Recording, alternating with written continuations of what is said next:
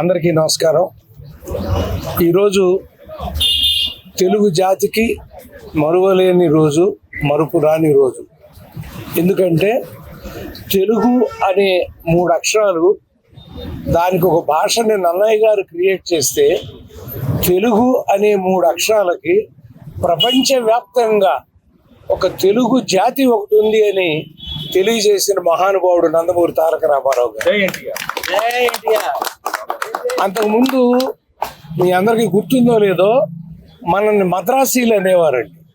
ఎందుకంటే మద్రాస్ స్టేట్లో కలిసి ఉండేవాళ్ళం మనం. అందుకని ఎవరైనా తెలుగు మాట్లాడినా, తమిళం మాట్లాడినా ఆల్ ఆర్ మద్రాసీస్.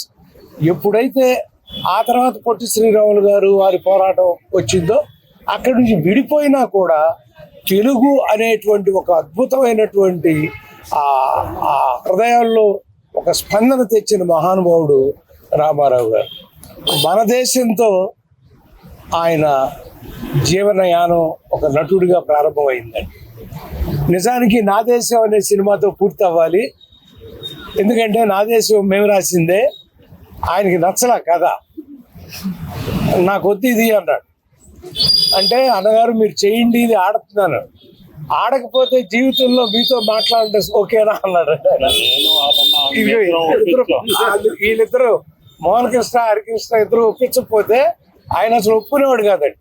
సరే ఈ మాట ఛాలెంజ్ చేసి నాకు ఒప్పుకుని డబ్బింగ్ చెప్పినాక తెల్లవారుజాము 4 ఫోన్ చేసి అద్భుతం బ్రదర్, అద్భుతం సినిమా అని ఆ దేవుడు అన్నాడండి. అంతకు మించి మాకు కావాల్సిందే ఉంది. కానీ ఆ అదృష్టం అంతటితో ఆగకుండా మళ్ళీ కొన్ని సంవత్సరాలు అయిన తర్వాత మేజర్ చంద్రకాంత్ రూపంలో బండి వారికి ఒక అద్భుతమైన వేషం రాసేటువంటి అవకాశాన్ని అటు మోహన్ బాబు గారు వారి సంస్థ ద్వారా, అటు అన్నగారు, ఇటు తెలుగు జాతి మాకు ఇచ్చిందని మేము ఫీల్ అవుతామండి. ఎందుకంటే చిన్నప్పుడు ఎట్లయినా సరే సీతారాం కళ్యాణం చూడాలని నూజివీడులో ఆ షో ప్రొసీడ్ అవుతుంది. రేపు రండి అందరూ వెళ్ళిపోండి అంటే ఒక్క ప్రేక్షకుడు కదలలేదండి. అందరూ అట్లా కూర్చున్నాం. మీరు ఎన్నింటికి వస్తే అన్నింటికి ఏంటంటే తెల్లవారుజాము 4 కరెంట్ వస్తే అప్పుడు వేస్తే అప్పుడు చూసామండి. చూసి నూజివీడి నుంచి నడుచుకుంటా కంట్రీ తోటకు వెళ్ళాను. ఆ రోజు గుండెల్లో దూరాడు ఆయన. ఆ సీతారాం కళ్యాణం చూసినటువంటిది మామూలు సినిమా కాదండి, అది మహానుభావుడు. ఎందుకంటే తెలుగు జాతికి ఒక వరం ఇవ్వటానికి ఒక రకంగా నటుడుగా, అంటే ఎక్కువ మేము నటుని గురించే మాట్లాడాలి. మా వాళ్ళు ఉన్నారు, రాజకీయ నాయకులు కూడా ఇక్కడ. వాళ్ళు వారు సినిమా వ్యాసంగంలోకి వచ్చినాక అక్కడి నుంచి రాజకీయ అడుగు పెట్టిన తర్వాత ఆయన ఎన్ని ఉపన్యాసాలు రాశారో నాకు తెలుసు, మా సోదరులకు తెలుసు. అన్ని ఆయన చెప్తుంటే ఆయన నోటంట వింటా అంటే నాకు ఒళ్ళు గగురు పొడుస్తూ ఉండేదండి. దైవాంశ సంభూతులు, మన తెలుగు జాతి ఆరాధ్య దైవం, కళామ తల్లి ముద్దుబిడ్డ, రాజకీయ దురంధరుడు మన అన్న తారక రామారావు గారి 103వ జయంతి వేడుకను జరుపుకుంటున్నాం. ఇదంతా మనకి ఒక పండగ వాతావరణం లాంటిది. ఆయన గురించి చెప్పుకుంటే ఆయన ఒక సాధారణ పేద రైతు కుటుంబంలో పుట్టి అంచెలంచెలుగా పెరిగి ఆయన స్వయం కృషితో ఎన్నో అందలాలను ఎక్కారు. ఆయన అటు చిత్ర రంగంలో కానీ, రాజకీయ రంగంలో కానీ, చిత్రరంగంలో అయితే ఎన్నో విభిన్నమైన పాత్రలు వేశారు. ఆయన నాయకుడుగాను, ప్రతి నాయకుడుగాను వయసు మళ్ళిన పాత్రలు కూడా వేశారు. ఆయన ఒక భీష్మ కానివ్వండి, లేకపోతే ఒక కురూపిగా రాజు పేద కుష్టివాణి పాత్ర కూడా వేసి ఆయన ప్రజల్ని మెప్పించారు. అట్లాగే బడిపంతులో వయసు మళ్ళిన క్యారెక్టరు, అది మర్చిపోలేని పాత్ర. అది దానికి ఆయనకి పురస్కారాలు కూడా లభించాయి ఆయనకి. ఇప్పుడు మన పర్చూరి గోపాలకృష్ణ గారు చెప్పినట్టు సీతారాం కళ్యాణం గురించి మాట్లాడారు ఆయన. సీతారాం కళ్యాణం అసలు ఆయన డైరెక్ట్ చేయవలసిన సినిమా కాదు అది. అది కేవీ రెడ్డి గారిని అడిగారు ఆయన, మీరు దర్శకత్వం వహించండి అని. ఆయనేమో నువ్వేం పాత్ర వేస్తున్నావు అని అడిగారు. వేస్తే నేను రావణాసురుడుగా వేయాలనుకుంటున్నాను అన్నాడు ఆయన. అంటే ఆయన అన్నాడు, నువ్వు రావణాసురుడు ఏంటయ్యా, రాముడుగా కృష్ణుడుగా నిన్ను చూస్తారు కానీ రావణాసురుడుగా నిన్ను ఎవరు చూస్తారని అడిగాడు ఆయన. లేదు, నేను రావణాసురుడుగా వేస్తాను. రాముడు అంటే నువ్వు మీసాలు కలిగిన చిన్న కృష్ణుడుగా ఉండాలి నాకు, సో నేను రావణాసురుడుగానే వేస్తున్నాను అన్నాడు. అయితే నేను దర్శకత్వం వహించను ఈ సినిమాకి, నిన్ను రావణాసురుడుగా నేను చూడలేనన్నాడు ఆయన. సరే, ఇక ఆయన మీరు చేయకపోతే నేనే ఆ బాధ్యత నేను తీసుకుంటానని ఆయన దర్శకత్వం చేయటం జరిగింది. మొట్టమొదటి సినిమా, దానికి ఆయన పేరు కూడా వేసుకోలేదు. అది చూసిన తర్వాత కేవీ రెడ్డి గారు, నేనేదో అనుకున్నానయ్యా, నువ్వు ఇలా కూడా జనాన్ని మెప్పిస్తున్నావు అని ఆయన తెగ పొగిడేశాడు. ఆ సినిమా పెద్ద సూపర్ డూపర్ హిట్ అయింది.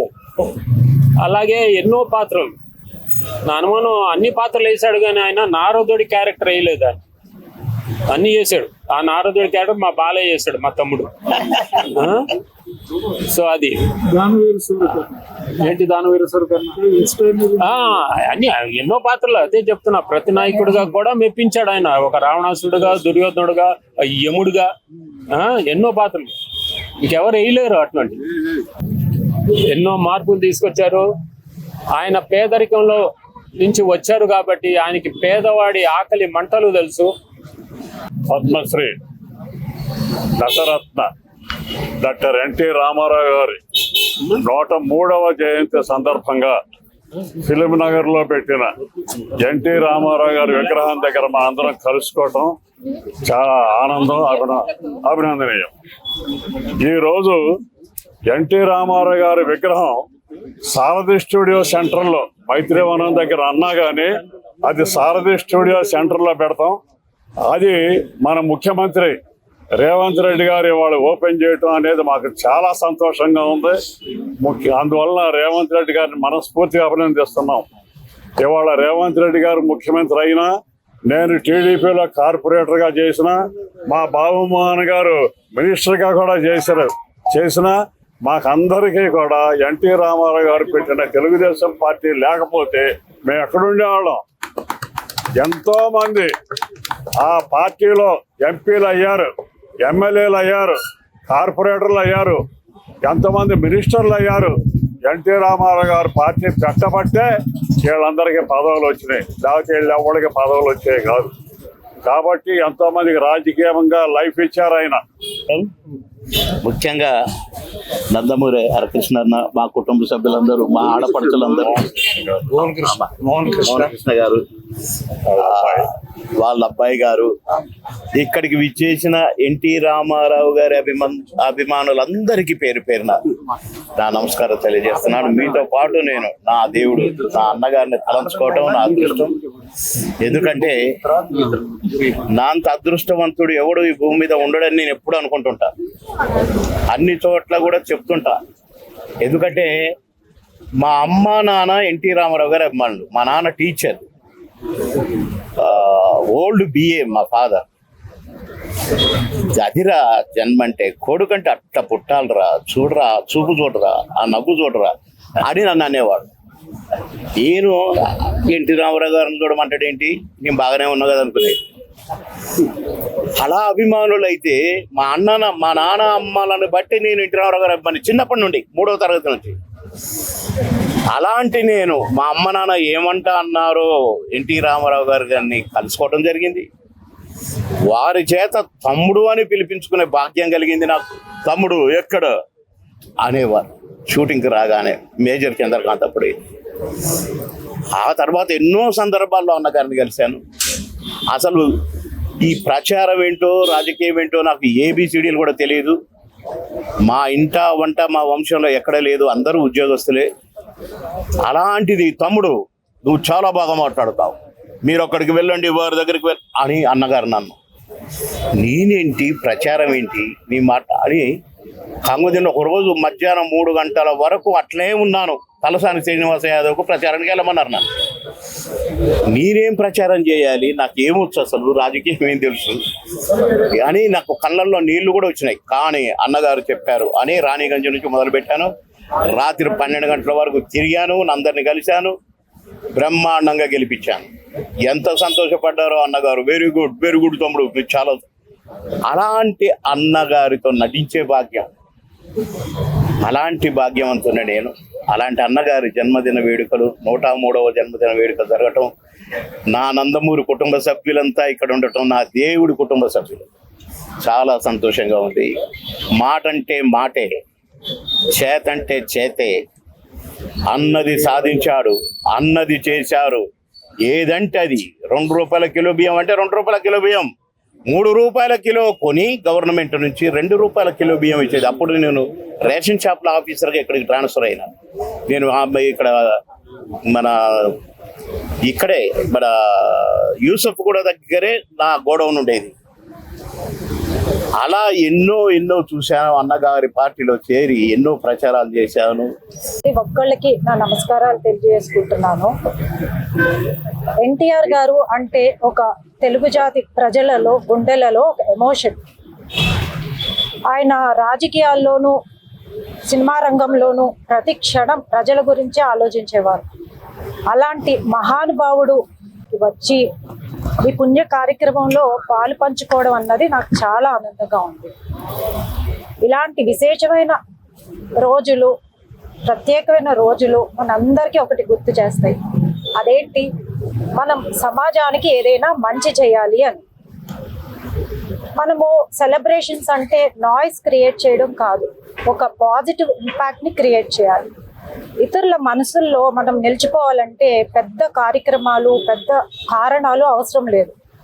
ఒక చిన్న సహాయం, కొన్ని మంచి పనులు చాలు. మనం ఈ తరం వాళ్ళ అందరం కూడా సమాజాన్ని ప్రశ్నించడం కాదు, మనం మన వంతు సమాజానికి ఏం చేసేమన్నది చాలా ముఖ్యమైన విషయం. ఇలా పాజిటివ్ ఇంపాక్ట్ క్రియేట్ చేసే మంచి పనులు చేస్తూ ముందుకు సాగాలి. ఇదే పాజిటివ్ స్పిరిట్తో మనందరం ముందుకి వెళ్ళాలన్నది నేను కోరుకుంటున్నాను. ఇక్కడికి వచ్చి ఈ పుణ్య కార్యక్రమంలో పాల్పంచుకున్న ప్రతి ఒక్కళ్ళకి నా మనస్ఫూర్తిగా ధన్యవాదాలు తెలియజేసుకుంటున్నాను. జై ఎన్టీఆర్, జై ఎన్టీఆర్.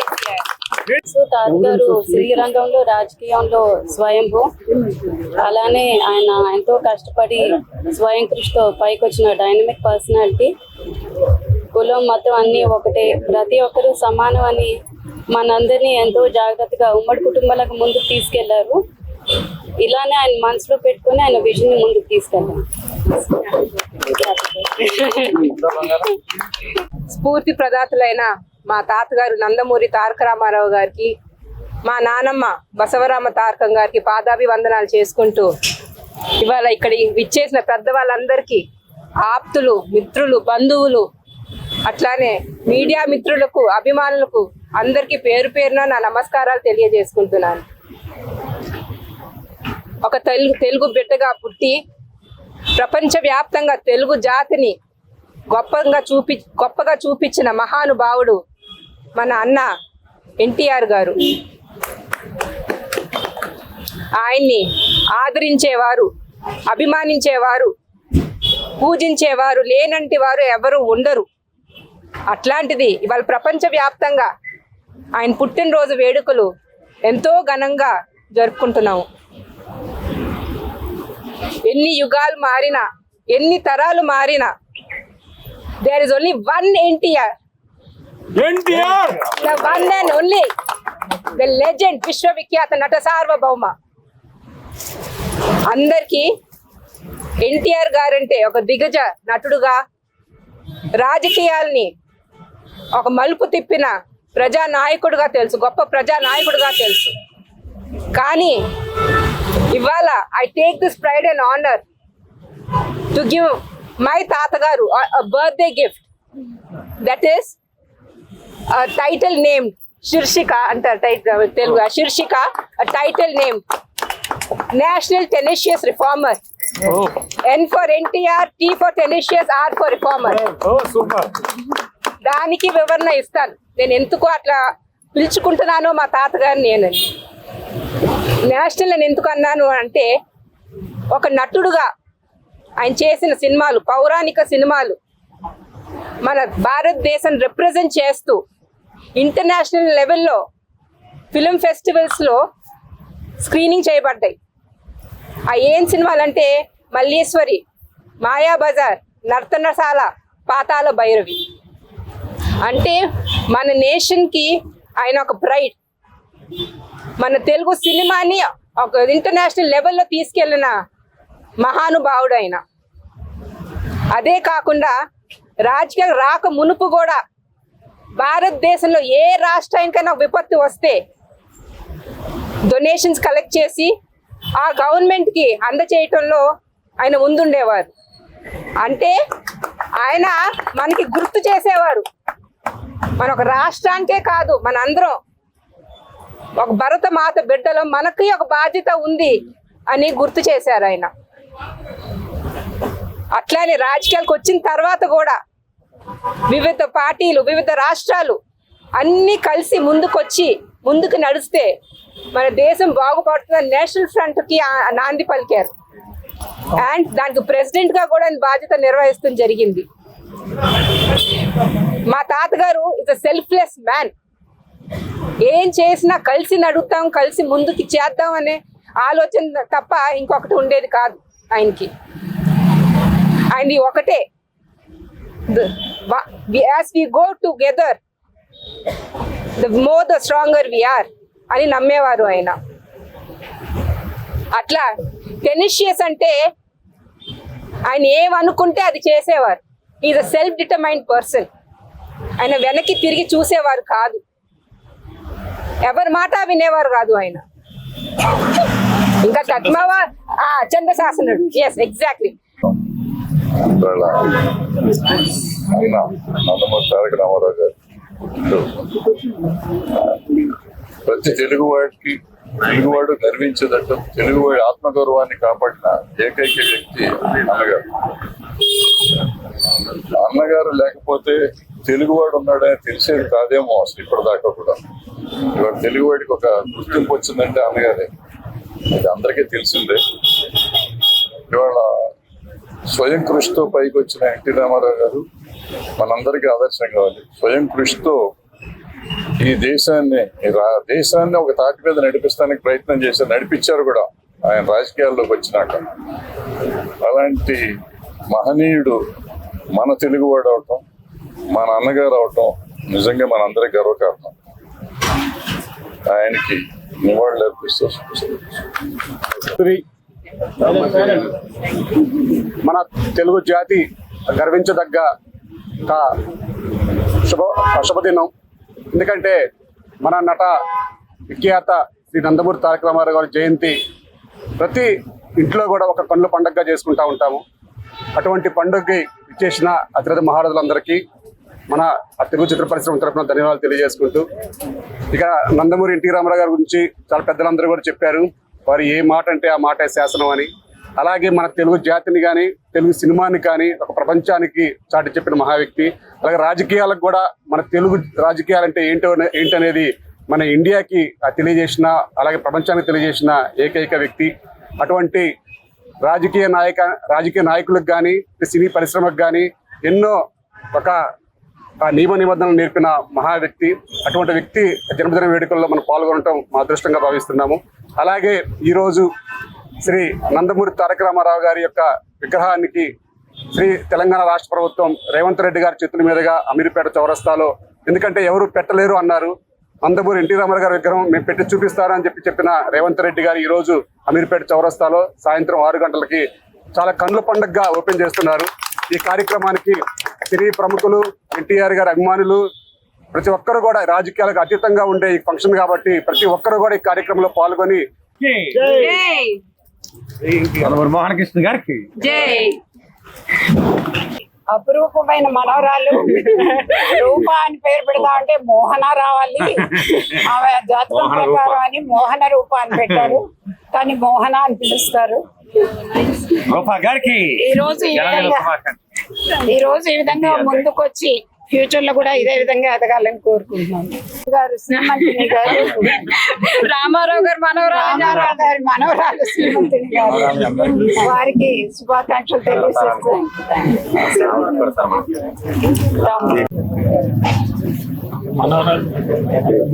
ఎన్టీ రామారావు గారి మనవరాలు మరియు జానకీరామ్ గారి శ్రీమతి, వారికి కూడా ఈ విధంగా శుభాకాంక్షలు. ఎన్టీ రామారావు తల్లి ఎన్టీ రామారావు తల్లి చెప్పారు. అందరికీ నమస్కారాలు. ఒక ప్రపంచానికే మేట్ అయిన ఏకైక నటుడు ఆయన ఒక పాతాళ భైరవి తమిళ్లో చేస్తే తమిళ్లో సిల్వర్ జూబ్లీ, పాతాళ భైరవి తెలుగు చేస్తే తెలుగు సిల్వర్ జూబ్లీ, పాతాళ భైరవి హిందీ చేస్తే హిందీ సిల్వర్ జూబ్లీ. అంటే ఎప్పుడో పాన్ ఇండియా స్టార్ ఎవరు అని అంటే అది ఎన్టీ రామారావు. అలాంటి పాన్ ఇండియా స్టార్ని హాలీవుడ్ వాళ్ళు వచ్చి మీరు మా దగ్గర చెయ్యండి శ్రీకృష్ణ అంటే నేను చేయను, హాలీవుడ్ చేయను అని చెప్పి ఆయన రిజెక్ట్ చేశారు. అలాగే బాలీవుడ్లో కూడా ఆయన చేయమని చెప్పానంటే బాలీవుడ్లో కూడా నేను చేయను రిజెక్ట్ చేశారు. అలాగే బాలీవుడ్లో ఆయన 3 సినిమాలు సూపర్ హిట్లు, సిల్వర్ జూబ్లీ అని, నయాత్మి కానీ, చండీరాణి కానీ, పాతాళ భైరవి కానీ. అలాంటి నటుడు గురించి ఆయన చెప్పక్కర్లేదు. 60 సంవత్సరాల వరకు నటుడుగా ఉండి, నటుడుగా రోజుకి ₹1,00,000 భారతదేశంలో ఏ నటుడు తీసుకున్న రోజుల్లో ఆయన రోజుకి ₹1,00,000 తీసుకుని ఆ ₹1,00,000తో సినిమాలు చేస్తే అమితాబ్ బచ్చన్ గారు కూడా ఎప్పటికో తర్వాత చాలా కాలానికి ₹1,00,000 తీసుకున్నారు. అలా ₹1,00,000 తీసుకుంటే ఇంకా కుటుంబానికి వేల కోట్ల ఆస్తులు సంపాదించగలిగే పరిస్థితిలో ఉండి కూడా నాకొద్దు ఈ సంపాదన, ఇక నుంచి నాకు నా కుటుంబం అంటే నన్ను ఇంత వాణి చేసిన నా ప్రజలు వాళ్లే నా కుటుంబం, ఆ ప్రజల కోసం నేను వస్తాను అంటే ఒక బియ్యం తినలేని పరిస్థితిలో ఉన్న పేదవారికి బియ్యం తినడం కోసం ఆయన రాజకీయాల్లోకి వచ్చి ₹2 కేజీ బియ్యం అది పెట్టి పేద బడుగు బలహీన వర్గాలకి రాజ్యాంగంలో ఎవరు కూడా పదవులు తీసుకునే రైట్ లేకుండా ఒక పటేల్ పట్వారీ వ్యవస్థ ఉంటే ఆ పటేల్ పట్వారీ వ్యవస్థను తీసేస్తే మిమ్మల్ని చంపేస్తామని బెదిరింపు వచ్చినా కూడా అవసరమైతే చస్తా కానీ నేను కుదరదు అని చెప్పి పటేల్ పట్వారీ వ్యవస్థని రద్దు చేసి ఇవాళ ఓరవసి శారద గారు ఒక ఎంపీ అయ్యారన్నా, ఒక కైకాల సత్యనారాయణ గారు ఒక ఎంపీ అయ్యారన్నా, ఇవాళ మన బాబు మోహన్ గారు ఒక మినిస్టర్ అయ్యారన్నా, ఇవాళ ఆయన పోయిన 30 సంవత్సరాల తర్వాత కూడా జూబ్లీహిల్స్ ఎమ్మెల్యే ఒక నవీన్ యాదవ్ అయ్యారన్నా, ఒక ఖైరతాబాద్ ఎమ్మెల్యే దానవ్ నాగేంద్ర అయ్యారన్నా, అలాగే ఒక ప్రకాష్ గౌడ్, ఇంతమంది బడుగు బలహీన వర్గాలు, దళిత వర్గాలు, వీళ్ళందరూ మైనారిటీ వర్గాలు రాజ్యాంగానికి వచ్చారు అంటే, రాజ్యాధికారానికి వచ్చారంటే అది కేవలం ఎన్టీ రామారావు పుణ్యం. ఎన్టీ రామారావు గారు తెలుగువాడిగా ఆయన జన్మించడం తెలుగు వాళ్ళందరూ అదృష్టం, తెలుగు వాళ్ళందరూ గర్వపడే రేంజ్లో ఎన్టీ రామారావు. ఇవాళ ఒక కాంగ్రెస్ అంటే ఎన్టీ రామారావుకి ఏ పార్టీలతో సంబంధం లేదు, ఇవాళ కాంగ్రెస్ ప్రభుత్వం అయినా ఇవాళ ఎన్టీ రామారావు విగ్రహం వాళ్ళు పెట్టి ఇవాళ గౌరవించుకుంటున్నారు అని అంటే ప్రపంచానికి ఎంత ముఖ్యమో మనకు అర్థమవుతుంది. ఒక ఫెడరల్ ప్రభుత్వం అంటే ఒక ఏక పార్టీ పరిపాలనలో సెంట్రల్ గవర్నమెంట్ ఉంటే అది కాదు, ఫెడరల్ నేషనల్ ఫ్రంట్ అని పెట్టి ఫెడరల్ ప్రభుత్వం చేస్తే ఇవాళ కూడా మోడీ గారు అదే ఫెడరల్ ఫ్రంట్ ప్రభుత్వం అదే నడుస్తుంది. సో అలాంటి ఎన్టీ రామారావు గారిది ఎప్పటికైనా ఆయన మనిషిగా భౌతికంగా మనకు లేకపోయినా భూమి ఆకాశాలు సూర్యచంద్రులు ఆయన ఉన్నంత వరకు రోజు రోజుకి ఇంకా ఎన్టీ రామారావు చాలా జరుగుతున్నాయి. ఇవాళ చూసుకుంటే ఎన్టీ రామారావు బిడ్డ మోహన్ కృష్ణ గారు ఆయన ఇక్కడ విగ్రహం ప్రతిష్ఠించి ఆయన ఖర్చుతోనే ఆయన ఇచ్చేసి ఆయన చేయటం జరిగింది. ఇవాళ రోజున ఒక నిమ్మకూరులో ఒక గుడిలో అక్కడ అన్నదానం చేస్తున్నారు. అలాగే ద్వారకా తిరుమల వెంకటేశ్వర స్వామి గుడిలో అక్కడ అన్నదానం చేస్తున్నారు. మళ్ళీ ఇక్కడ ఈ గుడి ఇక్కడ కూడా ఇది ఒక గుడిగా భావించి ఇక్కడ కూడా అన్నదానం చేస్తున్నారు. సో వాళ్ళ బిడ్డలు వాళ్ళ కుటుంబం కూడా వచ్చి ఇవాళ నందమూరి శ్రీమంతిని, నందమూరి మోహన్ రూప, అలాగే నందమూరి దీపిక, ఈవిడ దీపిక వచ్చి ఎన్టీ రామారావు మనవరాలు, ఎన్టీ రామారావు తల్లి, ఇప్పుడు కాబోయే స్టార్ ఎన్టీ రామారావు తల్లి ఆవిడ. సో వీళ్ళందరూ ఉండి వీళ్ళందరూ పార్టిసిపేట్ చేసి ఇది మన బాధ్యత అనుకుని వాళ్ళ ముందుకెళ్తూ ఇవాళ ఈ ముగ్గురు ఆడాళ్ళు ఇక్కడ అన్నదానానికి వాళ్ళే దాతల కింద వాళ్ళు కూడా ప్రపంచంలో ప్రతి ఒక్కళ్ళు కూడా ఆ కుటుంబాన్ని స్మరించుకోవాల్సిన అవసరం ఉంది. ఆయనే సాటి, ఆయనకి ఇంకెవరు సాటి లేదు. సో అలాంటి ఎన్టీ రామారావు గురించి మనం మాట్లాడటం అనేది ఒక అదృష్టంగా భావిస్తూ థ్యాంక్ యూ. ఎన్టీ రామారావు గారికి, నందమూరి తారక రామారావు గారికి, నందమూరి తారక రామారావు గారికి.